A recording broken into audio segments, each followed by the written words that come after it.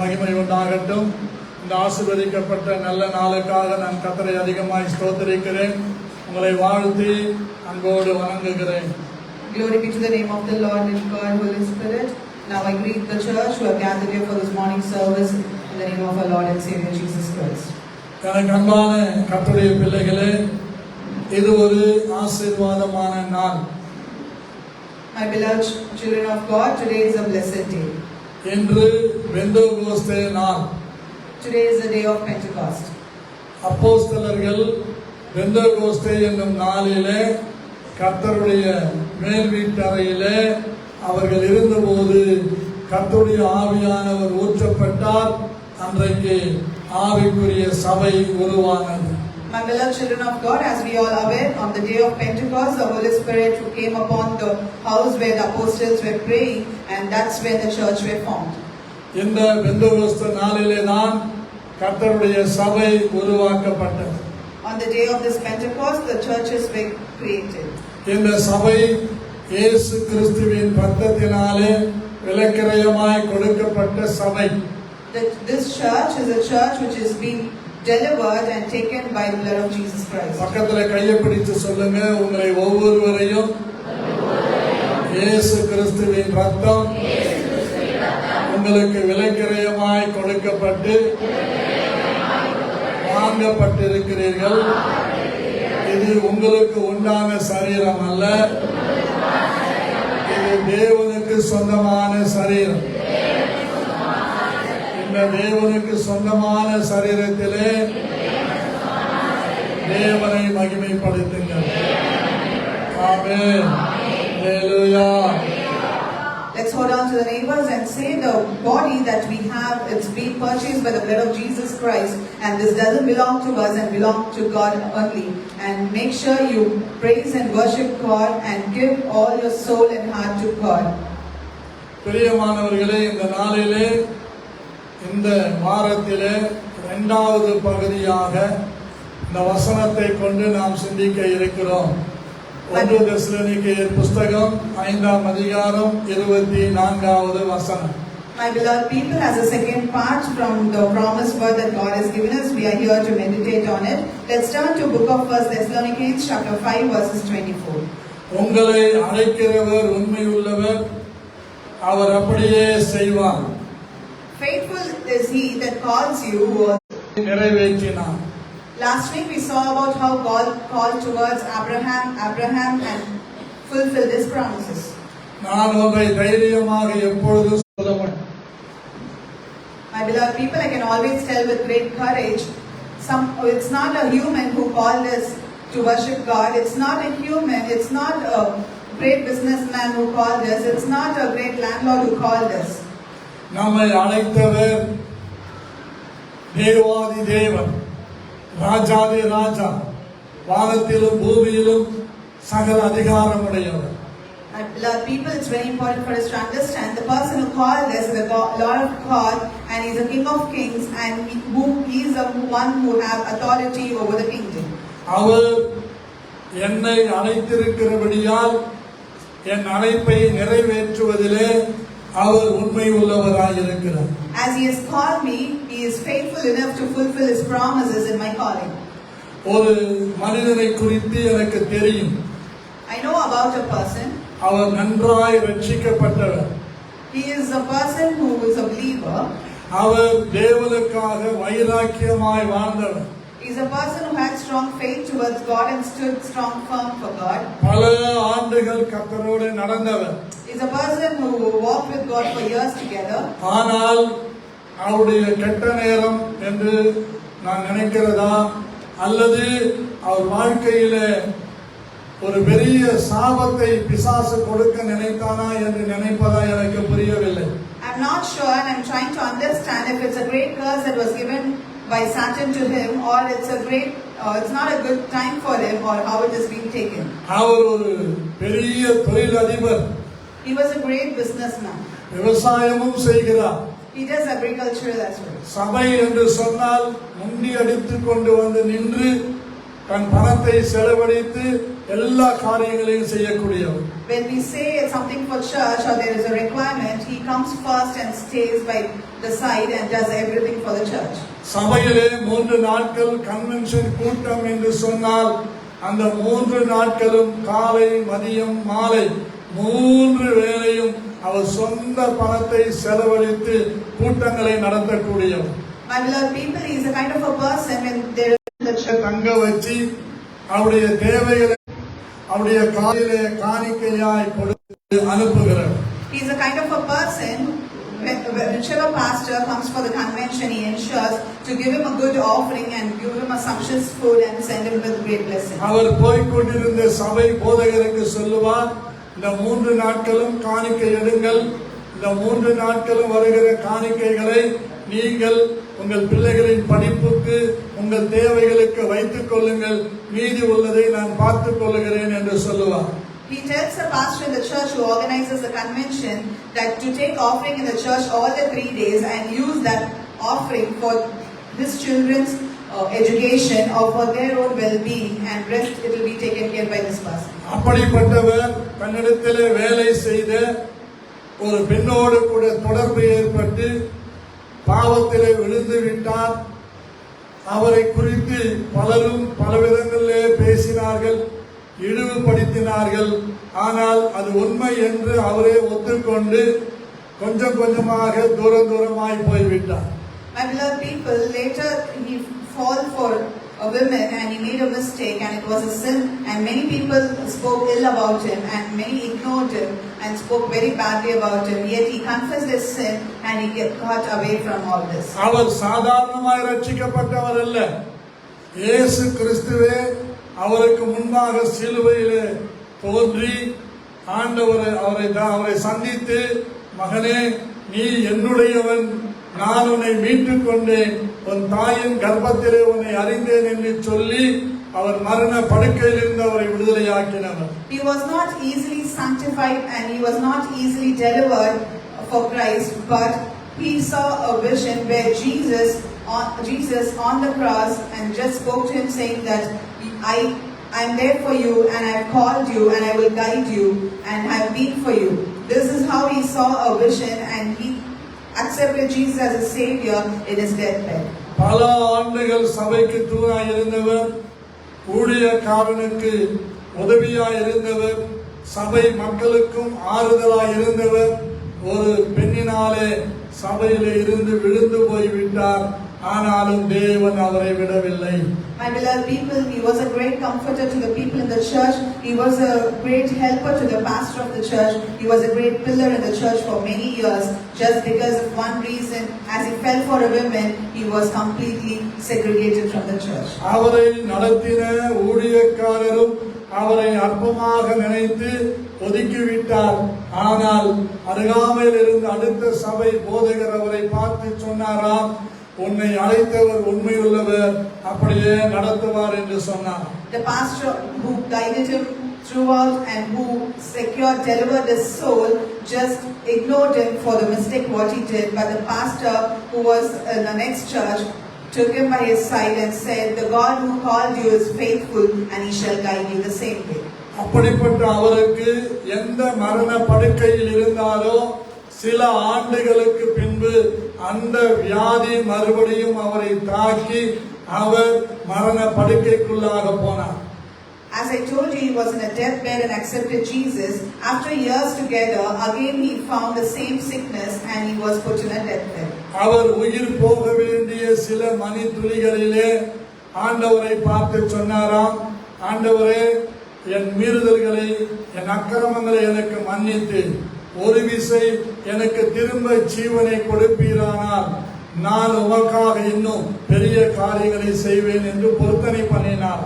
My beloved people, during his last minutes, he just spoke to God saying that, please forgive me for the sin what I have done, and if you would give me life, I would definitely stand for you and live for you with the faithfulness. அதே போலவே விழுந்து போன அவருடைய ஜபத்தை கூட கர்த்தர் கேட்டு, உனக்கு 3 வருடங்கள் நான் டைம் தருகிறேன், இந்த 3 வருடங்களிலே நீ என்னை எந்த அளவுக்கு மகிமைப்படுத்துகிறாயோ அதை வைத்துதான் உன் ஆயுசு நாட்கள் கூட்டப்படும் என்று சொன்னார். My beloved people, as he requested God for an extension of life, God spoke to him saying that I shall give you extension of life. I can give you 3 years and see how much you glorify me. The more you glorify me, your days of life shall be extended. 3 ஆண்டுகளும் கர்த்தருடைய இருதயத்துக்கு ஏற்றவராய் பிரியமானவராய் வாழ்ந்தார்.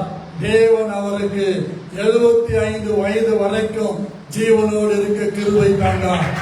Those 3 years, he lived so good and he lived a faithful life for God and he lived a life of great testimony. So God extended his lifespan till he was 75. இப்போது உங்க mind voice எனக்கு கேட்கிறது. அப்படியானால் அவருக்கு தொடர்பு ஏற்பட்ட அந்த பெண்ணின் கதி என்ன என்று நீங்கள் என்னை பார்த்து கேட்க முடியாமல் நினைத்துக் கொண்டிருப்பதை ஆவியானவர் உணர்த்துகிறார். My beloved people, I'm insisted by the Holy Spirit that many of you are thinking, if that is the case for him, what is the scenario for the women who fell for him? அந்த பெண்ணிடத்திலே தன்னை தாழ்த்தி, நான் தவறு செய்தேனோ நீ தவறு செய்தாயோ, இனி நான் உன்னோடு இருப்பதில்லை, நீ என்னோடு இருப்பதில்லை என்று அவளை ஒதுக்கிவிட்டார். அவளை அப்படியே பணம் கொடுத்து அவளை அனுப்பிவிட்டார். பிறகு தன் மனைவி பிள்ளைகளோடு வாழ்ந்தார். 75 ஆண்டுகள் ஜீவனோடு இருந்தார். கர்த்தருடைய சபையை கட்டினார் 3 கோடி ரூபாய். My beloved people, he went to that women, he confessed and said that it could be a mistake from your side, it could be a mistake from my side, let it go. I'm not going to stay with you anymore. And he said he gave some money and just sent her off, and he reconciled with his wife and lived a life with his wife and children, and he constructed a church with 3 crores. எத்தனையோ நன்மைகளை பெற்றுக்கொண்ட pastor அவரை கேவலப்படுத்தினாலும் இழிவாக பேசினாலும், ஆனால் அவர் சுகம் பெற்று வந்து அதே பாஸ்டருக்கு உண்மை உள்ளவராக, அந்த பாஸ்டரை நேசிக்கிறவராக அவரோடு கூட இருந்து அந்த ஊழியங்களை நடத்தி கொண்டிருந்தார். My beloved people, it's very important for us to understand that despite the pastor who took a lot of favor from this person, yet ignored him, spoke ill about him, and segregated him from the church, did not feel any way, but that person helped the same pastor. He was with the church and he did everything for the church. ஆண்டவர் அவருக்கு சொன்னார், உனக்கு அதிக ஆயுசு நாட்களை கொடுத்து விட்டேன், இனி இந்த உலகத்தில் இருக்க முடியாது, என்னிடத்திலே வந்து சேர் என்று நாளையும் நேரத்தையும் அதாவது மணித்துளிகளையும் குறிப்பிட்டு சொன்னார்.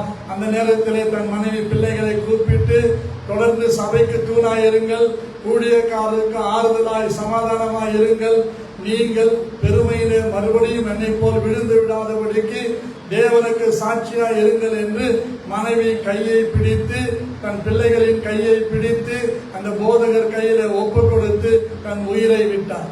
My beloved people, at his years of 75, God spoke to him saying that I've given you enough lifespan, so I'm going to take you. He gave the exact date and time when he's going to leave the world, and that same thing happened. Before that could happen, he called his wife and children and handed them over to the pastor, and he said to his wife and children, listen to the pastor and live like a great pillar for the church and do everything for the church, be along with the pastor in the ministry and do everything as per the will of God. And then he left his life. ஆகவேதான் நான் உங்களுக்கு சொல்லுகிறேன், அழைத்த தேவன் உண்மை உள்ளவர். உனக்கு சிக்ஷையை கொடுத்து மரணத்துக்குள்ளாக கொண்டு போய் திரும்ப கொண்டு வந்து நிறுத்துவதற்கும் அவர் உண்மை உள்ளவர். அவர் சொன்னதை உனக்கு செய்து முடிக்கும் அளவும் அவர் உன்னை விட்டு விலக மாட்டார், உன்னை கைவிட மாட்டார் என்பது இந்த சாட்சியின் மூலமாக நாம் புரிந்து கொள்ள வேண்டும். Therefore I tell unto you, God who called you is faithful, as he did for this person. Even if we fall into a deathbed, we could face a lot of trials and tribulations, whatever might come our way. But if God wants us to live the life for him, definitely he'll pick us back and make us live as per his expectations and his will, and then he will fulfill his promises. As per the verse says, God is faithful and he does accordingly. And this is a great testimony that I could share for this verse. உங்களையும் என்னையும் நம்மையும் அழைத்த தேவன் உண்மையுள்ளவர். அவர் நம்மை சுற்றிலும் அவருடைய இரத்தத்தை வேலியாக வைத்திருக்கிறார், கிருபையை வைத்திருக்கிறார், அக்கினி மதிலாய் இருக்கிறார். இதற்குள்ளே ஒன்று வராதபடி பாதுகாக்க அவர் வல்லமை உள்ளவராய் இருக்கிறார். ஒருவேளை நாம் வெளியே போய்விட்டால் நம்மை விழுங்குவதற்கு பிசாசானவன் கர்ஜிக்கிற சிங்கம் போல வகை தேடி சுற்றி திரிந்து கொண்டிருக்கிறான். எச்சரிக்கையாயிருங்கள் தேவ ஜனங்களே.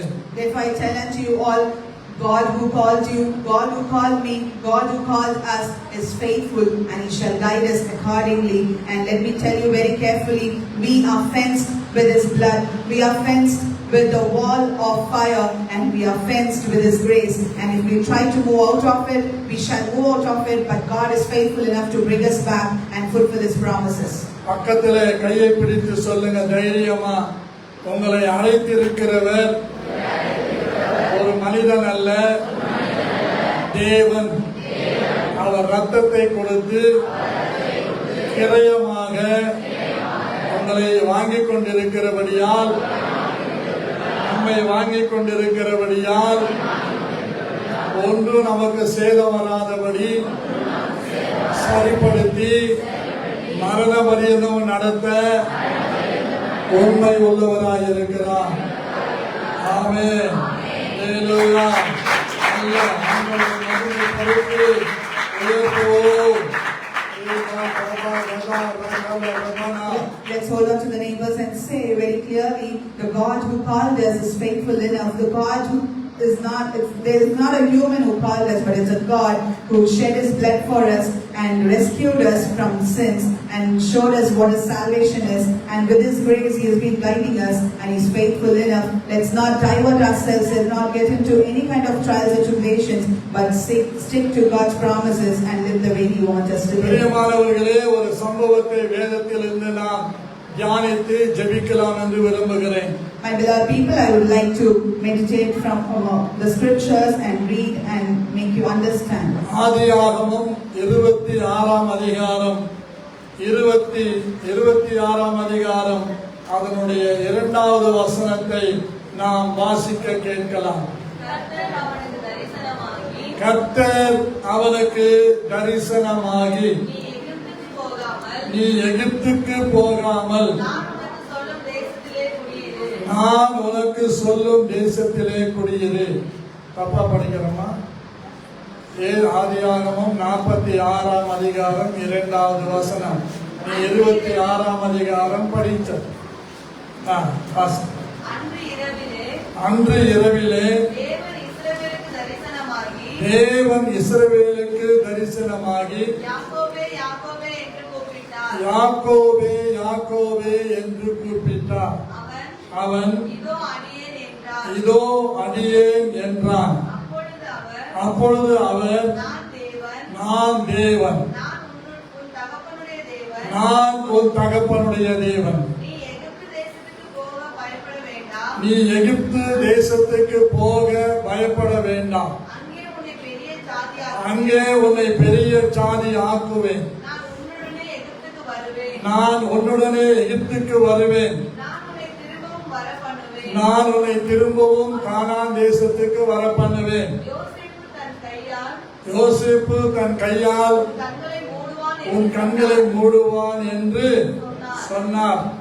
அதற்கு பின்பு யாக்கோபு பெயர்செபாவிலிருந்து பிரயாணம் புறப்பட்டான். இஸ்ரவேலின் குமாரர் தங்கள் தகப்பனாகிய யாக்கோபையும் தங்கள் குழந்தைகளையும் தங்கள் மனைவிகளையும் பார்வோன் அனுப்பின வண்டிகளின் மேல் ஏற்றிக்கொண்டு தங்கள் ஆடு மாடுகளையும் தாங்கள் கானான் தேசத்தில் சம்பாதித்த தங்கள் பொருட்களையும் சேர்த்துக் கொண்டு யாக்கோபும் அவர் சந்ததியார் யாவரும் எகிப்துக்கு போனார்கள். My beloved people, let's turn to Genesis chapter 46 from 2 to 6. It says, and God spoke unto Israel in the visions of the night and said, Jacob, Jacob. And he said, here am I. And he said, I am the God of your father. Fear not to go down into Egypt, For I will there make you a great nation. I will go down with you into Egypt, and I will surely bring you up again. And Joseph shall put his hand upon your eyes. And Jacob rose up from Beersheba, and the sons of Israel carried Jacob their father and their little ones and their wives in the wagons which Pharaoh had sent to carry him. And they took their cattle and their goods which they had gotten in the land of Canaan, and came to Egypt, Jacob and all his descendants with him. இந்த சம்பவம், இந்த வேத பகுதி Bible படிச்சவங்களுக்கு தான் புரியும். This incident and this particular subject in the scripture will be very easy to understand for people who are regularly reading the scripture. Bible படிக்காதவர்களுக்கு புரியாது, அதற்காக நான் வருத்தப்படவும் முடியாது.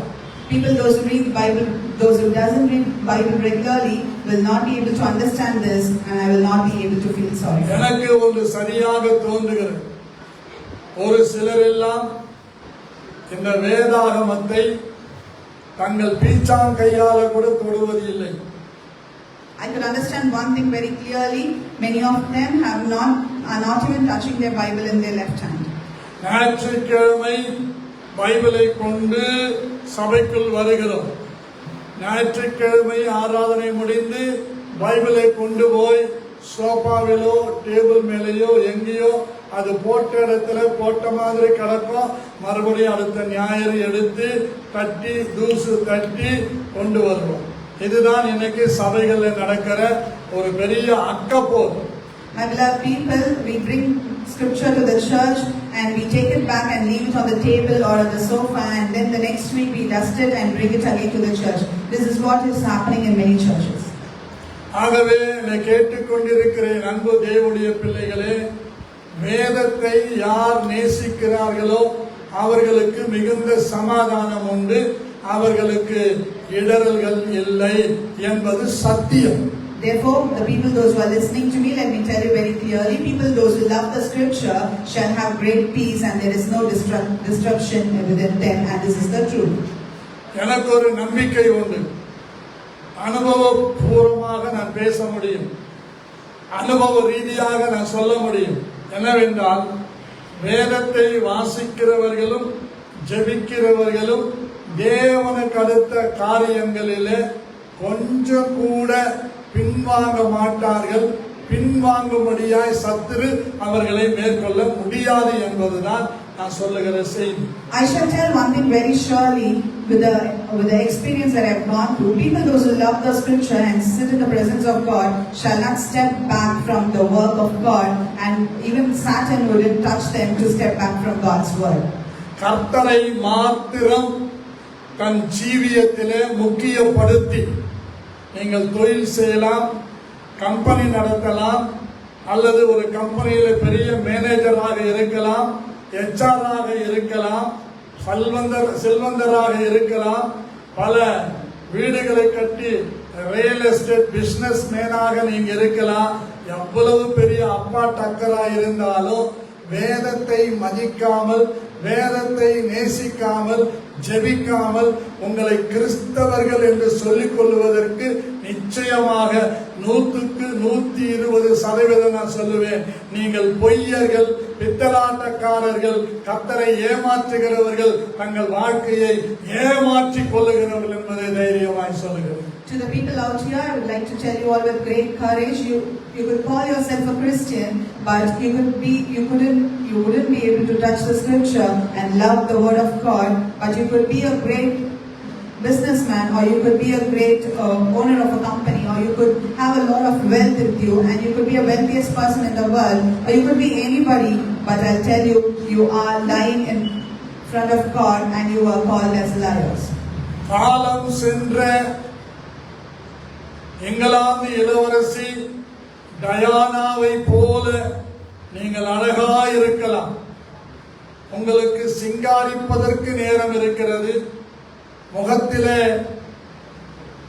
பேஸ்ட் போட்டு, அதுக்கு மேல பவுடர் போட்டு, வாயிலே பசை போட்டு, அதாவது லிப்ஸ்டிக் போட்டு அழகாக்கி கொண்டு, நல்ல கலர்ஃபுல்லா ட்ரெஸ் போட்டுக்கொண்டு, நல்ல பைக்கிலே புருஷனோடு ஏறி உட்கார்ந்து அவன் தோள் மேலே கைகளை வைத்துக் கொண்டு இந்த பீச்சாங்கையிலே வேதாகமத்தை பிடித்துக் கொண்டு சோத்தாங்கையிலே புருஷன் மேலே கையை போட்டுக்கொண்டு நீங்கள் சபைக்கு வந்து போனாலும் இந்த வேதத்தை நேசிக்காவிட்டால், ஜெபிக்காவிட்டால், சபையினுடைய சட்ட திட்டங்களை நாம் கைகொள்ளாவிட்டால் நாம் எப்படிப்பட்டவர்கள் என்றால், சூடாய் செய்த கேப்பையில செய்த களியை நாய்க்கு முன்பாக போட்டால் அதுவும் திங்காது, திங்கிறவங்களையும் விடாது. அதுதான் இன்னைக்கு ஆவிக்குரிய வட்டாரங்களில் இருக்கிற ஆவிக்குரிய காரியமாய் இருக்கிறது.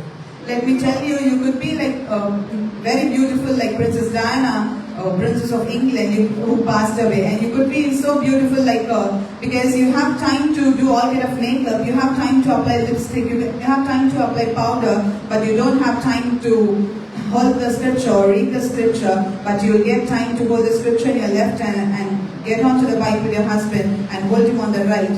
And I tell them to you, and when you don't love the scripture and you do all these things, it will be like how the porridge out of ragi is made and kept in front of you and the dog eats it. It's more similar to it.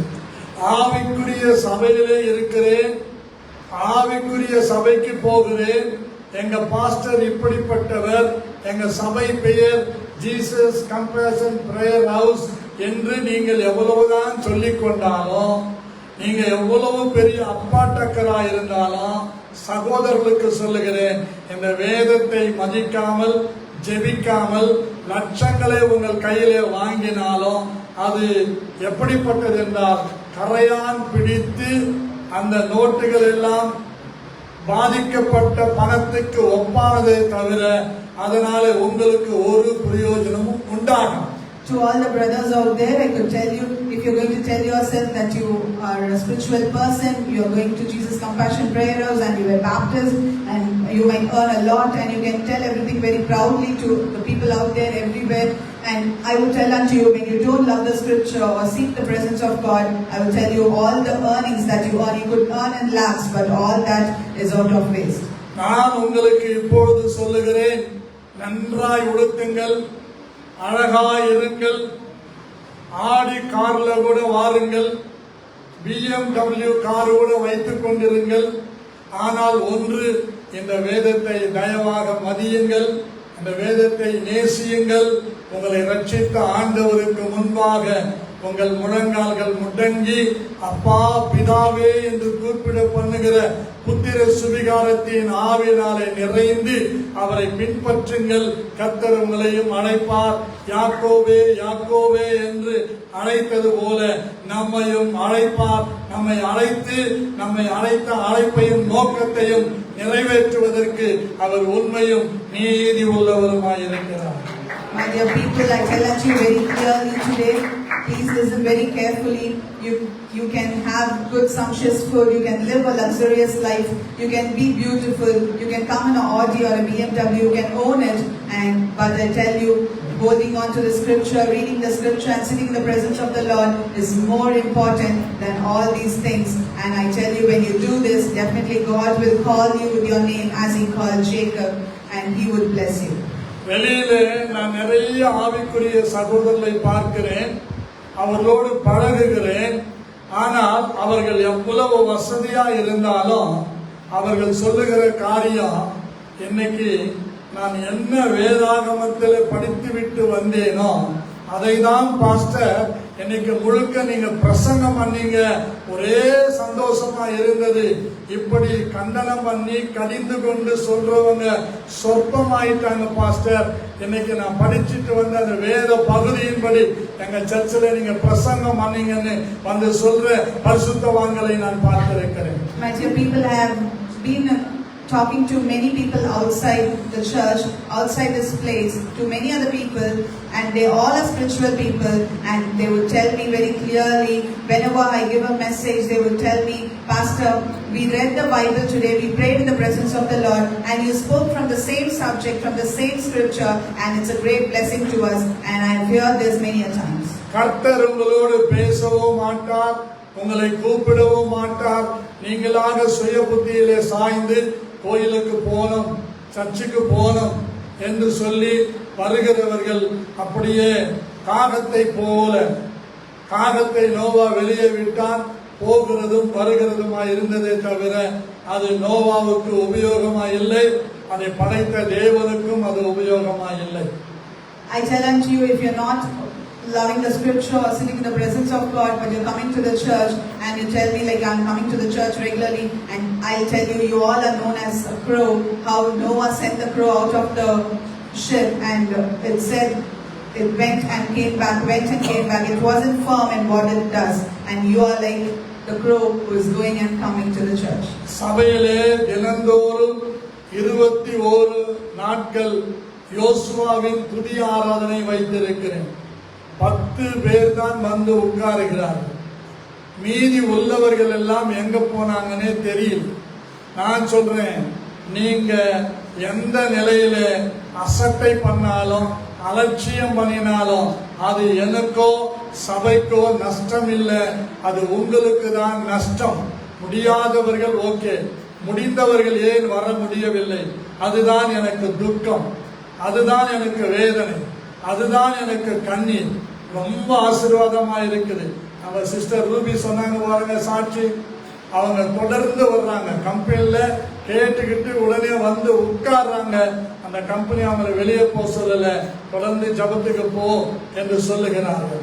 ஏனென்றால் நம்முடைய நடைமுறையான வாழ்க்கை எந்த வீட்டில் இருக்குதோ, எந்த மனுஷனுக்குள்ள இருக்குதோ, அங்கே கர்த்தர் கூப்பிடுவார், உன் பெயரை சொல்லி கூப்பிடுவார், உனக்கு எச்சரிப்பை கொடுப்பார், அல்லது வரப்போகிற ஆபத்திலிருந்து உன்னை தப்புவிப்பதற்கு உன்னோடு இடைப்பட்டு உன்னை மீட்டு ரட்சிக்க வல்லமை உள்ளவராய் இருக்கிறார். My beloved people, in our church we organize 21 days of Joshua's prayer, and I would tell you only 10 of them are coming to the services, but the rest are not turning back. I'm not sure the reason behind it.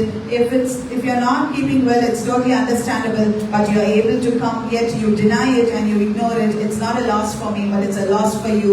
I tell it to you as Sister Ruby testified God, where she gets permission and comes to the church, but the office company did not leave her out, but they said continue to go to the church. So this is how God works very mightily, and for the people those who are coming here, it's a great blessing. And I don't know the reason why you're not turning up, but it's really heavy for me at heart.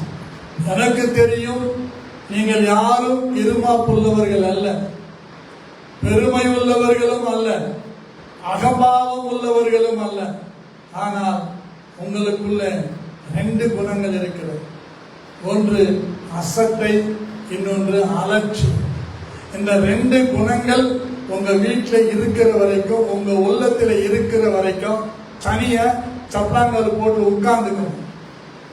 எந்த ஆசீர்வாதம் வந்தாலும் சம்பளம் வாங்கின உடனே மறுநாள் மெடிக்கலுக்கு போகும், இல்லை ஏதாவது ஒரு இழவு வரும், அது போகும். காரணம் என்னன்னு கேட்டீங்கன்னா, கர்த்தருடைய சபையை அசட்டை பண்ணி கர்த்தருடைய ஊழியக்காரனை அலட்சியம் பண்ணா இதுதான் நடக்கும். தைரியமா சொல்றேன், நீங்க என்ன செருப்பாலே வச்சாலும் பரவாயில்லை, சத்தியத்தை சொல்றேன்.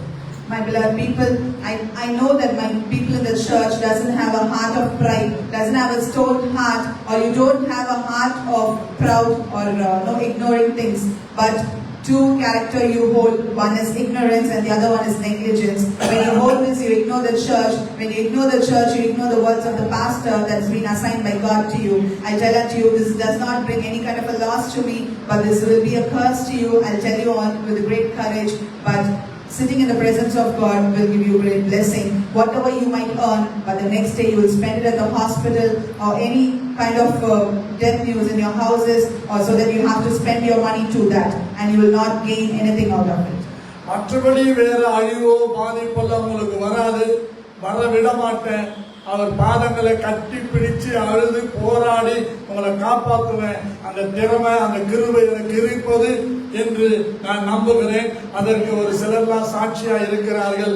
ஆனால் சிலரை பார்க்கிறேன், 10 முறையாகிலும் NH1க்கும் NH2க்கும் அங்க இங்க பைக்கை எடுத்துக்கிட்டு சர்ரு புர்ருன்னு போகிறதுக்கு நேரம் இருக்குது. சாயங்காலம் 6:30 மணி முதல் 8:30 மணி வரை வந்து துதிய ஆராதனையில உட்கார்வதற்கு அலட்சியம் இருக்கிறது, அசட்டை இருக்கிறது.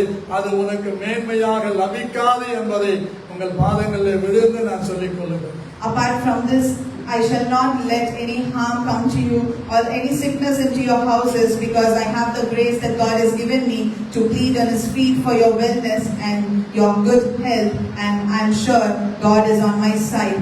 I could see some people who take their bike and go anywhere they wanted to go for their own reasons and purposes, but not ready to come to the church from 6:30 to 8:30 and sit in the presence of the Lord. And I would request you all to just lend your ears to what I say, and this will not give you any profit, but you will end up with the losses. அன்பானவர்களே, இந்த யாக்கோபு கானான் தேசத்திலே குடியிருக்கும் போது கர்த்தர் அவனுக்கு தரிசனம் தந்து நீ எகிப்துக்கு போய் வா என்று சொல்லுகிறார். காரணம், யோசேப்பு எகிப்திலே பார்வோனுக்கு அடுத்த பதவியிலே அவன் உயர்ந்த ஸ்தானத்திலே இருக்கிறான். அவன் சகோதரர்கள் பஞ்ச காலத்திலே எகிப்துக்கு போகிறார்கள். சகோதரர்களுக்கு படி அளக்கிறான், தாய் தகப்பனுக்கும் படி அளக்கிறான். யோசேப்புக்கு கொடுத்த அந்த தரிசனம் இங்கே நிறைவேறுகிறது. My beloved people, as we all see the scripture, God spoke unto Israel in the visions of night and asked him to leave Canaan and move to Egypt. Why? Because God knows that Joseph is in Egypt and He is going to help them in this, and whatever visions and prophecies we have made are to be fulfilled here. அழைத்தவர் உண்மையுள்ளவர், அவர் அப்படியே செய்வார். ஆபிரகாமை அழைத்தவர் உண்மையுள்ளவராய் இருந்தபடியினாலே ஆபிரகாமுக்கு எல்லாவற்றையும் நேர்த்தியாய் செய்தார். As we all know, God who called us is faithful, and He shall do the same thing. We know very clearly, as He did for Abraham as well. He called Abraham and He blessed Abraham out of everything. ஆபிரகாமுக்கு சொன்ன வார்த்தை என்ன? ஆதியாகமம் 13ஆம் அதிகாரம் 15வது வசனத்தை உங்களுக்காக நான் வாசிக்கிறேன். நீ பார்க்கிற இந்த பூமி முழுவதையும் நான் உனக்கும் உன் சந்ததிக்கும் என்றைக்கும் இருக்கும்படி கொடுத்து உன் சந்ததியை பூமியின் தூளை போல பெருக பண்ணுவேன். ஒருவன் பூமியின் தூளை எண்ணக்கூடுமானால் உன் சந்ததியும் எண்ணப்படும். நீ எழுந்து தேசத்தின் நீளமும் அகலமும் எம்மட்டோ அம்மட்டும் நடந்து திரி, உனக்கு அதை தருவேன் என்றார். அப்பொழுது ஆபிராம் கூடாரத்தை பெயர்த்து கொண்டு போய் எபிரோனில் இருக்கும் மம்ரே சமபூமியில் சேர்ந்து குடியிருந்து அங்கே கர்த்தருக்கு ஒரு பலிபீடத்தை கட்டினான். Let's turn to Genesis chapter 13 verses 15 to 18. Let's see what God told to Abraham. And God said, for all the land which you see, to you will I give it, and to your descendants forever. And I will make your descendants as the dust of the earth, so that if a man can number the dust of the earth, then shall your descendants also be numbered. Arise, walk through the land in the length of it and in the breadth of it, for I will give it unto you. Then Abraham removed his tent and came and dwelt in the plain of Mamre, which is in Hebron, and built there an altar unto the Lord. அவன் ஆபிரகாமுக்கு கர்த்தர் சொன்னபடியே Abraham கிழக்கும் மேற்கும் வடக்கும் தெற்கும் நடந்து திரிந்த அந்த தேசத்திற்கு பெயர்தான் கானான் தேசம். அதுதான் இன்னைக்கு இருக்கிற எருசலேம் தேசம். My beloved people, as God told to Abraham, Abraham also walked all the paths of north, east, west and south, and God made him a great nation, and that's the place called Canaan, and now it's known as Jerusalem. கர்த்தராகிய தேவன் லோத்தையும் அவன் குடும்பத்தையும் ரட்சித்து திரும்பவும் அவர்களை சோதோம் கொமோராவை விட்டுவிட்டு வந்த பிறகு கர்த்தர் ஆபிரகாமோடு பேசுகிறார். 15ஆம் அதிகாரம் 1வது வசனம். இந்த காரியங்கள் நடந்த பின்பு கர்த்தருடைய வார்த்தை ஆபிரகாமுக்கு தரிசனத்திலே உண்டாகி, அவர் ஆபிரகாமே, நீ பயப்படாதே, நான் உனக்கு கேடகமும் மகா பெரிய பலனமாய் இருக்கிறேன் என்றார். My beloved people, after Abraham delivered Lot and put him in Sodom Gomorrah, and in chapter 15, God says, after these things, the word of the Lord came unto Abraham in a vision, saying, Fear not, Abraham, I am your shield and your exceeding great reward. அன்பானவர்களே, Abraham இந்த பூமியிலே ஒரு பலத்தவனாக மகிழ்ச்சியோடு வாழ்கிறவனாக இருந்தாலும் அவன் தேவனை மாத்திரம் உயர்த்துகிற பலிபீடங்களை கட்டி கர்த்தரை தொழுது கொள்கிறவனாய் இருந்ததை பார்க்கிறோம். My beloved people, we could see here Abraham was a person of great joy and he had everything what he wanted, yet he did not think of great pride in that position in the place where but he constructed a lot of churches for God. அன்பானவர்களே, ஆபிரகாமுக்கு மறுபடியும் சொல்லுகிற வார்த்தை 15ஆம் அதிகாரம் 15வது வசனம், நீ சமாதானத்தோடு உன் பிதாக்களிடத்தில் சேருவாய், நல்ல முதிர் வயதிலே அடக்கம் பண்ணப்படுவாய், 4ஆம் தலைமுறையிலே இவர்கள் இவ்விடத்திற்கு திரும்ப வருவார்கள், ஏனென்றால் எமோருடைய அக்கிரமம் இன்னும் நிறைவாகவில்லை என்றான். சூரியன் அஸ்தமித்து காரிருள் உண்டான பின்பு இதோ புகைக்கிற சூளையும் அந்த துண்டங்களின் நடுவே கடந்து போகிற அக்கினி சுவாலையும் தோன்றின. அந்நாளிலே கர்த்தர் ஆபிரகாமோடு உடன்படிக்கை பண்ணி எகிப்தின் நதி துவக்கி ஐபிராத்து நதி என்னும் பெரிய நதி மட்டுமுள்ள கேனியரும் கெனீசியரும்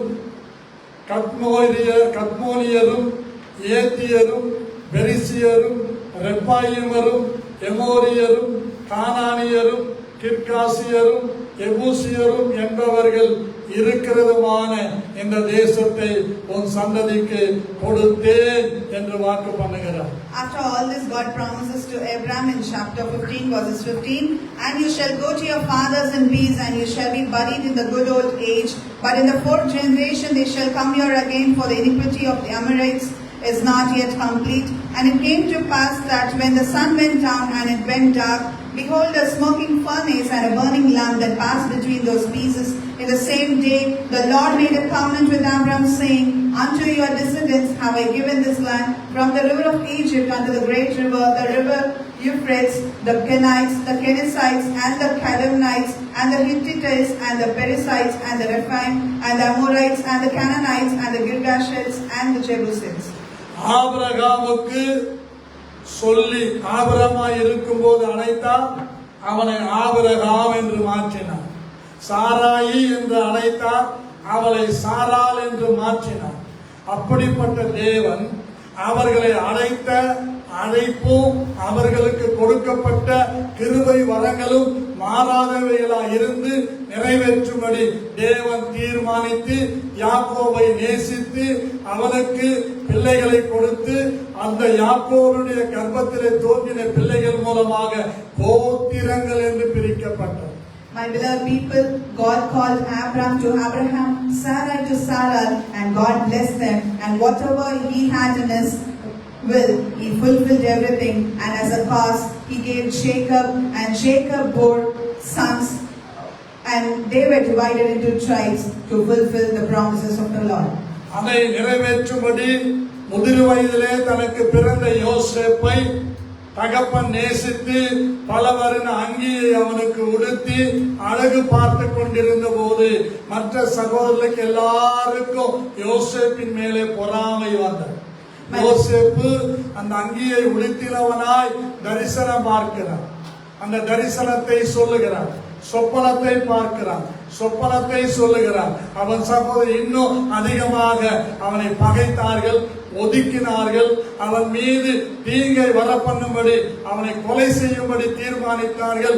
முடிவிலே ரூபன் வார்த்தையை கேட்டு 20 வெள்ளிக்காசுக்கு விற்கப்பட்டான். யோசேப்பு எகிப்திலே போனான், போத்திபார் வீட்டிலே இருந்தான். To fulfill all the promises that God gave to Abraham, he bore Jacob, and Jacob from his descendants, I could tell you, Joseph was chosen, and God put Joseph in a great place, and Jacob loved Joseph so much, and he gave him a multicolored dress, and the brothers in the family had a lot of hatred towards Joseph, for he's been loved more, but when they tried to kill him, Reuben told them, not to do it, and they listened Reuben and sold him.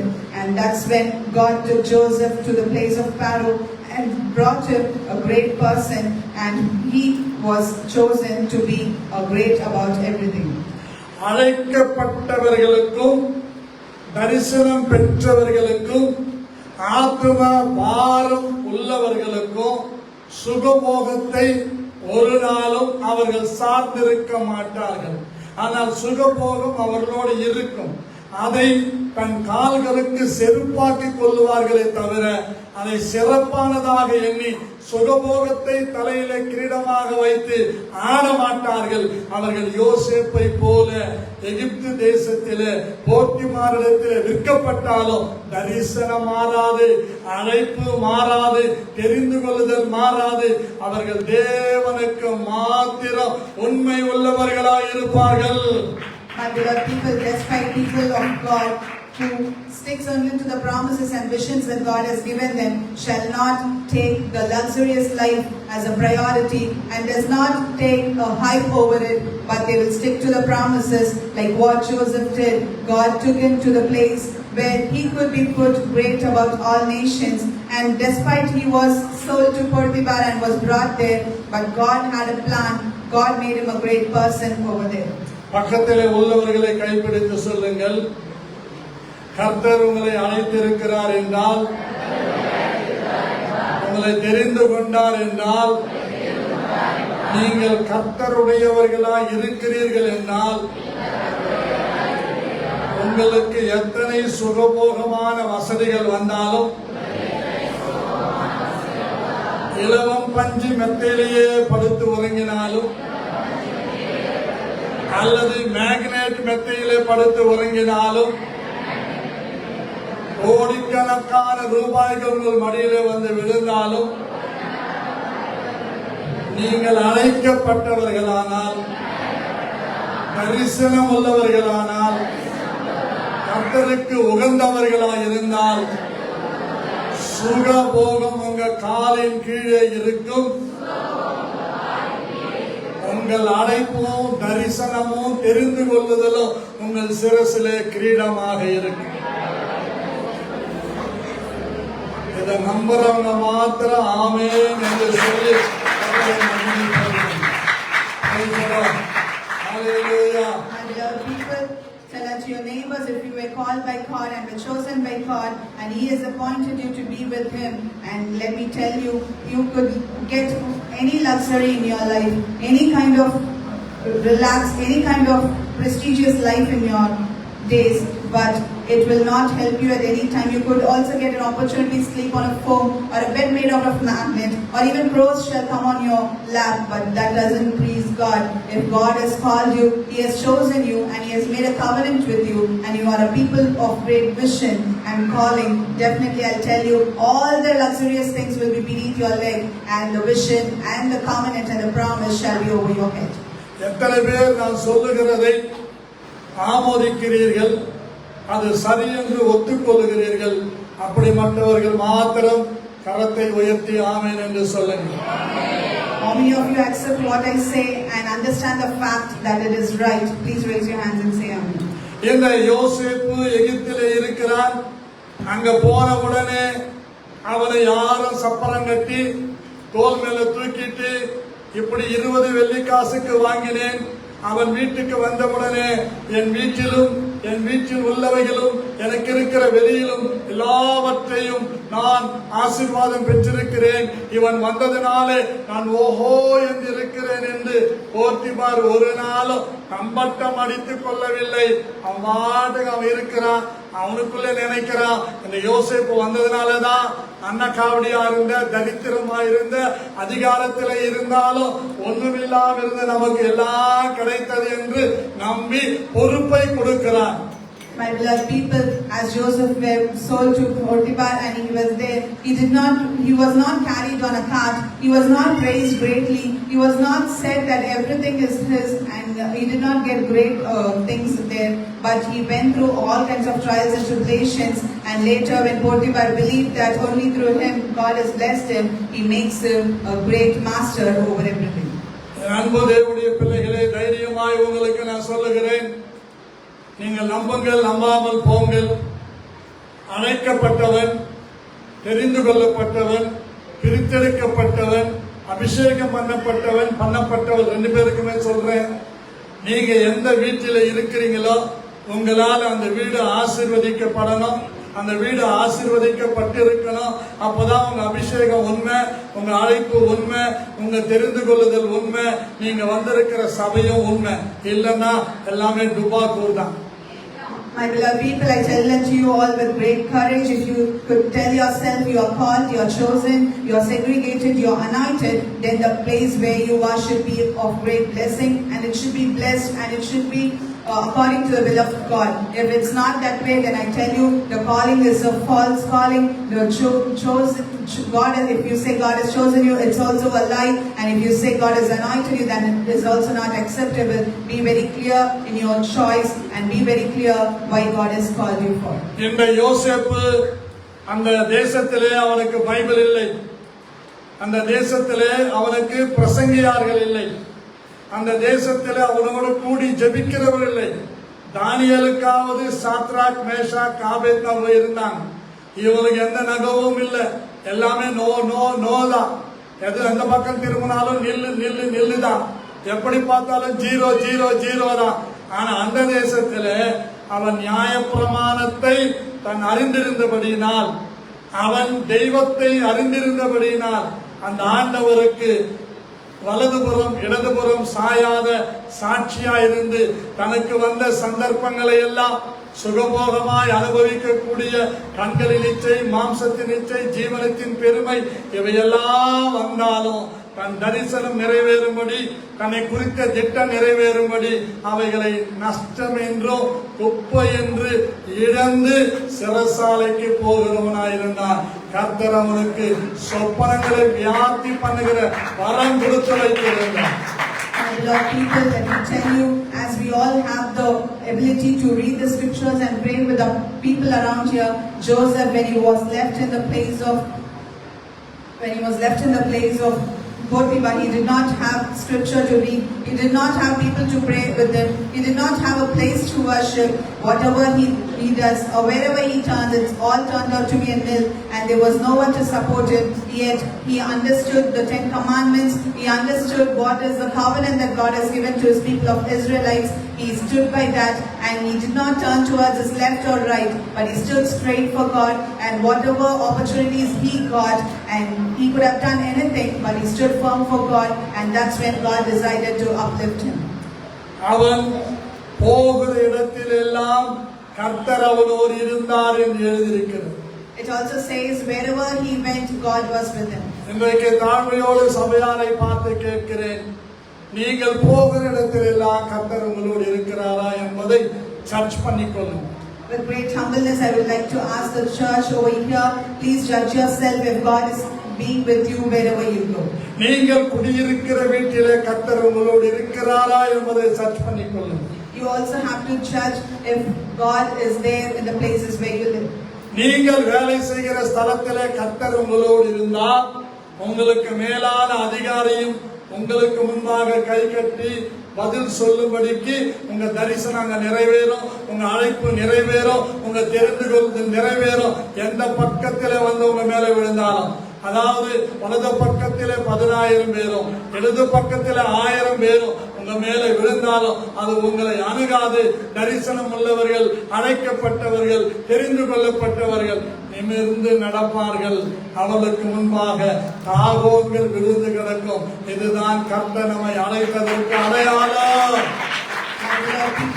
If God is with you wherever you are and wherever you go and whatever you do, if God is by your side, then understand the fact that the calling is true, the chosen is true, the anointment is true, and the segregation is true. When God is by your side, anything that might come your way, as it said in scriptures, 10,000 might fall on your side and 1,000 might fall on the other side, but nothing can overtake you or nothing can fall over you, because God is by your side and He will protect you and He will bless you. ஆகவே என்னை கேட்டுக்கொண்டிருக்கிற என் அன்பு தேவனுடைய பிள்ளைகளே, கர்த்தர் உங்களை அழைத்தார் என்றால், உங்களை தெரிந்து கொண்டார் என்றால், உங்களை கொண்டு என்ன செய்யணுமோ அதை செய்து நிறைவேற்ற உண்மையுள்ளவராய் இருக்கிறார். ஒரு கால் நீங்கள் சவுலை போல தங்களுக்காக ஒரு ஜெயஸ்தம்பத்தை நாட்டி நான் கட்டின மகா பெரிய பாபிலோன் என்று நேபுகாத்நேச்சார் சொன்னது போல சொல்லுவீர்களானால் கீழே விழுவீர்கள், தள்ளப்படுவீர்கள், பில்லு மேய்கிறது போல மாட்டை போல ஆக்கப்படுவீர்கள். ஆனாலும் தேவன் அழைத்தவர்களை விடமாட்டார், கொண்டு வந்து நிறுத்துவார், அவர் வேலையை அவர் நிறைவேற்றிக் கொள்ளுவார். My beloved people, as I was telling you, God who called us is faithful enough to guide us and protect us and bring us back. But if you're going to say yourself like Saul and like Nebuchadnezzar has said, this is a great Babylon that I built, or going to build your own pride of yourself like Saul did, definitely God is not going to be your side, but you're going to fall as you are. And I tell unto you, if you're going to stick to the word of God, definitely the God who called you is powerful enough, faithful enough to guide you and bless you. கானான் தேசத்திலே பஞ்சம் வந்துவிட்டது, எகிப்து தேசத்திலே செழிப்பிருக்கிறது. கானான் தேசத்திலே Abraham இருந்தான், ஈசாக்கு இருந்தான், யாக்கோபு இருந்தான். ஆனால் எகிப்து தேசத்திலே யோசேப்பு மாத்திரம்தான் இருக்கிறான். அங்கே ஒரு பஞ்சம் வந்தபோது யோசேப்புக்கு தேவன் ஞானத்தை கொடுத்து 7 வருஷங்களில் வருகிறதை சேர்த்து வைக்கிறார். 7 வருஷங்கள் தன் நாட்டு மக்களுக்கு பகிர்ந்து கொடுக்கிறார். அது மாத்திரமல்ல, தன்னை பெற்ற தாய் தகப்பன் உடன் பிறந்த எல்லாருக்கும் படியளிக்கிற மகா பெரியவனாய் இருக்கிறான். ஆனாலும் பெருமை இல்லை, கர்த்தருக்கு முன்பாக மனத்தாழ்மையாய் நடக்கிறான். My beloved people, in the place of Canaan there comes a great famine, but in the place of Egypt there is a blessing. Where Abraham, Jacob and Isaac lived, there is a great famine, but where the place where Joseph was, there is a great blessing, because God revealed him and gave him a wisdom to understand the days of famine and save everything for future. Likewise Joseph did, and he stood a great blessing. அந்த சந்தர்ப்பத்திலே தான் யோசேப்பு தன் சகோதரி இனம் கண்டு கொண்டு அவர்களோடு பேசி தன் தகப்பனையும் தன் வீட்டார் அனைவரையும் பஞ்ச காலத்திலே எகிப்திலே கொண்டு வருகிறான். அது இவன் செய்த காரியம் அல்ல, ஆபிரகாமுக்கு சொன்னது, ஈசாக்குக்கு சொன்னது, யாக்கோபுடைய வாழ்க்கையில அவனுடைய மகனாகிய யோசேப்பின் வாழ்க்கையில நிறைவேறுகிறது. ஆபிரகாமை அழைத்தவர் உண்மையுள்ளவர், அப்படியே நடத்தினார். ஈசாக்கை அழைத்தவர் உண்மையுள்ளவர், அப்படியே நடத்தினார். யாக்கோபை அழைத்தவர் உண்மையுள்ளவர், அப்படியே நடத்தினார். In the days of great famine in Canaan, that's when Joseph from Egypt called to his brother, he realized who are they and recognized his brothers. That's when he calls for his father and for his people, and gives them all the blessings that they could get, and he gives them all the richness that he had, because they were migrated to Egypt. And this is not because of Joseph, it's because of God of Abraham, who promised Jacob, and who promised Isaac. Through Jacob, through his son of Jacob, God is fulfilling the promises in the life of Jacob. Let me tell unto you, the God who promised us shall never forsake us or leave us. இது நடக்குமா, இது நடக்காதா என்ற சந்தேகத்தோடுவே 2ஆம் கட்ட நிலைமையில் இருந்த யாக்கோபுக்கு ஒரு எண்ணம் வந்தது. நம்முடைய பிள்ளைங்க போனாங்க, தானியங்களை கொண்டு வந்தாங்க, ஓஹோ நம்ம யோசேப்பு அங்கதான் இருக்கிறான் நிச்சயம் வந்தது. அந்த நிச்சயத்தை அவன் சார்ந்து கொள்ளவில்லை. ஆனால் ஒன்றை செய்கிறான். இந்த 1வது வசனத்திலே பாருங்கள், இஸ்ரவேல் தனக்கு உண்டான யாவையும் சேர்த்து கொண்டு புறப்பட்டு பெயர்செபாவுக்கு போய் தன் தகப்பனாகிய ஈசாக்குடைய தேவனுக்கு அங்கே பலியிடுகிறான். My beloved people, Jacob had a great dilemma. Jacob was in a great dilemma, whether it's right or whether it's wrong, whether it will happen or will not happen. But when he received all the cereals and pulses from Egypt, he understood that Joseph is there and God is doing all these things to Joseph. But he did not stay quiet, as it said in the first verse in chapter 46. And Israel took his journey with all he had and came to Beersheba and offered sacrifices unto the God of his father Isaac. ஒன்றை சரியாக நீங்கள் விளங்கிக் கொள்ள வேண்டும். நானாலும் நீங்களானாலும் எப்பொழுதெல்லாம் கர்த்தருக்கு பலியிடுகிறோமோ அப்பொழுதெல்லாம் கர்த்தர் நம்மோடு பேச வல்லமை உள்ளவராய் இருக்கிறார். It's very important for us to understand something. Whenever we lend sacrifices to God, all those times God is ready to speak to us. நான் உங்களுக்கு தைரியமாய் விசுவாசத்தோடு சொல்லுகிறேன், உங்கள் தலை உயரத்திற்கு நீங்கள் முழுகி போகத்தக்கதாக டெல்லியில இருந்த ஒரு ஜட்ஜி வீட்டில கட்டுக்கட்டாக ரூபாய்கள் இருந்தது போல உங்க மேல கொட்டி இருந்தாலும், உங்களை ரூபாய் என்ற புதையலுக்குள்ளே வைத்திருந்தாலும், நீங்கள் அதை சார்ந்தில்லாமல் இந்த யாக்கோபை போல கர்த்தருக்கு பெயர் செவாவிலே பலியிட்டு கர்த்தரை தேடினார். கர்த்தர் உங்களுக்கு தென்படுவார். நீங்கள் கூப்பிட்டார் செவி கொடுப்பார். நீங்கள் தட்டினார் திறப்பார். உங்களுக்கான யாவையும் செய்து முடிப்பார். With the faith I have got, let me tell unto you with a great courage that if you also filled and covered with the money or with all the wealthiest blessings, I would tell you, don't rely on it, but rely on the God, as Jacob did and went to Beersheba to give offerings and sacrifices to God. Likewise, when you stick towards God and lend your prayers to God and stay with God, definitely you shall be blessed. நான் உங்களுக்கு தீர்க்க தரிசனமாக சொல்லுகிறேன், பலி இடுதல் என்பது அங்கே சுயம் இருக்கா. பலி இடுதல் என்பதிலே பெருமை இருக்கா. பலி இடுதல் என்பதிலே ஒரு சுய சார்பு இருக்கா. பலி இடுகிறவன் முழு மனதோடு முழு பலத்தோடு முழு இருதயத்தோடு பலி செலுத்துகிறார். கர்த்தர் அவனுக்கு தென்படுகிறார். கர்த்தர் அவனோடு பேசுகிறார். அதே வண்ணமாய் நாமும் செய்தால் நமக்கு தென்படுவார், நம்மோடு பேசுவார், நம்மை வழிகாட்டுவார். Let me tell you, all sacrifices does not have selfishness, sacrifices does not have pride, sacrifices does not do anything that is only for their self, but sacrifices are something God is really into it, and when we do sacrifices for God, definitely God will speak to us and bless us. இப்பொழுதுதான் கர்த்தர் யாக்கோபுக்கு தரிசனமாகிறார். அன்று இரவிலே தேவன் இஸ்ரவேலுக்கு தரிசனமாகி யாக்கோபே யாக்கோபே என்று கூப்பிட்டார். அவன் இதோ அடியேன் என்றான். அப்பொழுது அவர், நான் தேவன், நான் உன் தகப்பனுடைய தேவன், நீ எகிப்துக்கு போக பயப்பட வேண்டாம், அங்கே உன்னை பெரிய சாதியாக்குவேன், நான் உன்னுடனே எகிப்துக்கு வருவேன், நான் உன்னை திரும்பவும் வர பண்ணுவேன், யோசேப்பு தன் கைகளால் உன் கண்களை மூடுவான் என்று சொன்னார். My beloved people, as he gave this sacrifices, God spoke to Israel in the visions of the night and said, Jacob, Jacob, and he said, here am I. And he said, I am the God of your father. Fear not to go down into Egypt, for I will there make you a great nation. I will go down with you into Egypt, and will also surely bring you up again, and Joseph shall put his hand upon your eyes. பிரியமான கர்த்தருடைய பிள்ளைகளே, ஜனங்கள் கானான் தேசத்திலிருந்து யாக்கோபோடு புறப்பட்டவர்கள் இப்பொழுது எகிப்திலே போய் சேருகிறார்கள்.